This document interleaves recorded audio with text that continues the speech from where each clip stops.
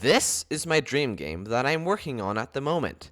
And behind these pixels is that same dream game, but I made it in just 1 hour. How did I make it? How bad is it? Watch till the end to find out. Also, I want to remind you that if you finish the video and you've enjoyed it, consider subscribing. It's completely free, and you can always unsubscribe later. With that all of the way, enjoy the video.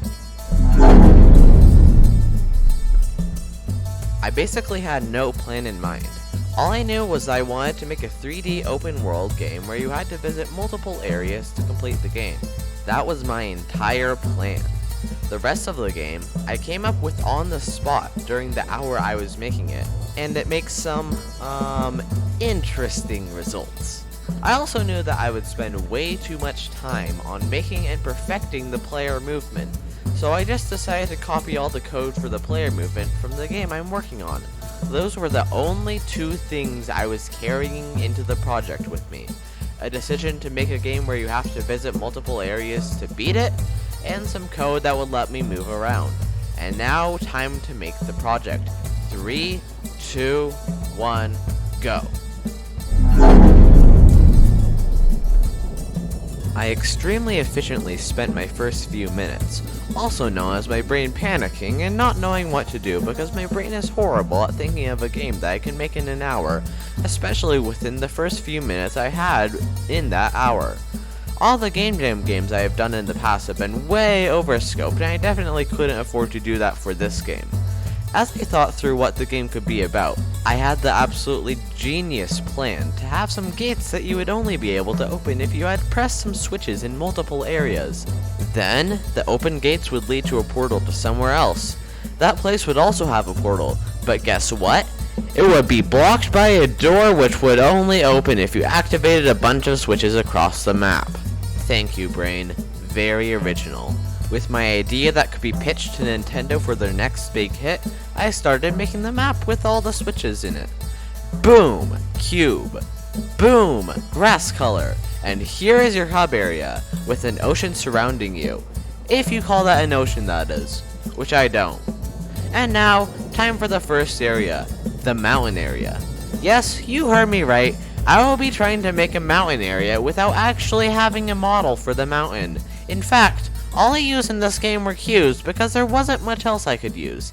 The entire game was made by me plastering cubes all over the landscape, and let me tell you, when mountains are shaped more like a triangle than a cube, they can be pretty hard to make with cubes.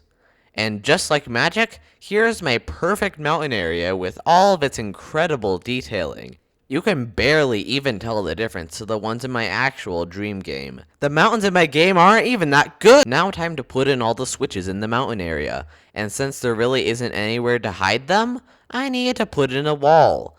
Now I could have not only a switch hiding behind the wall, I could put one on top too! And yes, this was my thought process when I was making this game. But then, I realized that I could have no switches if there was no code that let the switches be switches. So, I needed to write that code, and as always with this project, I needed to do it quickly. Watching someone write code is really boring, so I'll cut it out. Here's the final code if you want, but it's also boring, and I know you want to see the switches in action, so here you go. After finishing the script that let the switch work and ignoring the fact that there were just red boxes that moved down a bit when you hit them, I started to plaster them all over the area that I called the mountain area. But first, so I could hide, in quotes of course, a switch on the top of the wall I had made, I needed to put a staircase in so you could actually reach the top of the wall. Here's the first step, here's the second step, and finally here's the third step. Simple as that. Now, using my plan that I came up with in 10 seconds, I put in all of the switches into the place that I called the mountain area, even though it's just a bunch of gray boxes that happen to have some smaller red boxes on top of them that you can press to open a gate. Whee! And just like that, about a third of the way through my hour, I could say that I had finished a third of the game. That was pretty nice because it let me know that if I worked quickly like I had just done, I could fully execute my plan, in quotes again, of 3 different sections in my current time frame. On to the desert section. I had a genius plan for this area. Not only would I have a top area made out of cubes, the area would have a cave made out of, guess what? cubes. Starting with a regular old cube because I totally forgot about my cave plan, but soon remembering the plan, I started to make my Nintendo quality cave. Boom, here's wall 1. Boom, here's wall 2.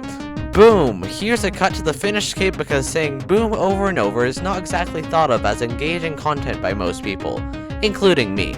Now, after putting switches inside the cave, I needed to make the roof of the cave, also known as the floor to the people on top of it. If you think about it too hard like I do, that concept becomes really confusing. Just don't do that and you'll be fine. Here's the roof of the cave, and while I put up a bunch of cube barriers to attempt to hide cube buttons, I want to annoy you into pressing the like button by telling you to do it in the middle of a video that you might actually be enjoying. So, just consider pressing the like button to make it blue. It helps me out a lot and gets my video suggested more by YouTube, aka I want views. With that shameless plug over, let's step back for a bit to admire my masterpiece of a cave. If you like modern art, it might look at least sort of good, but otherwise it probably isn't exactly a Van Gogh. In retrospect, I should have added some green stretch cubes to serve as cactuses for the cube desert, but unfortunately, my brain did not think quick enough to add them. Of course, I had other worries on my mind, and when one has only 20 minutes left to complete something, the first thing that comes to their mind is not cacti. Now time to start talking about the things that I actually put on top of the cave. And would you look at that? Another barrier with some switches hiding behind it. But fortunately, putting these switches in allowed me to brag that I had finished the desert area, although, to tell you the truth, there isn't much to brag about. Now time for the final area, and with only 20 minutes left to work and that entire area to make, I made no delays in starting work on it. As you may remember, I wanted you to only be able to access the area through a portal that is blocked by a door that is only openable after pressing all the switches. I hadn't even written the code for the portal, or even put the portal and door objects into the game, so I was at quite a disadvantage. Fortunately, I had made the code for the switch door, which is more complicated than the portal's code, so at least I had that going for me.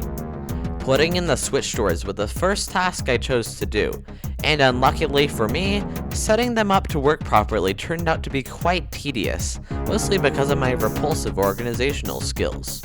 After spending a little bit of time setting the doors up that totally don't just disappear when you open them up, I made the portal that takes you to the final area of the game, and although it doesn't look pretty at all, I thought at the time that would do. After making the script for the portal to make it a functional pink blob instead of a non-functional pink blob, it was time for my absolute masterpiece for the final area. Ha, just kidding. Did you really think that the last area would look good? Heck, I had 10 minutes left. All I could think of for the last area was to make some stone islands with lava around it instead of ocean. And that's precisely what I did. With my quick thinking skills that no one would be proud of because they're absolutely trash, I started again with a giant cube. Extending a cube out of it, I started to put switches onto all the platforms with less than 10 minutes to think about where they should go. I put the first switch at a corner where it in theory would be hiding in plain sight, and in practice is sitting in plain sight, and not hiding.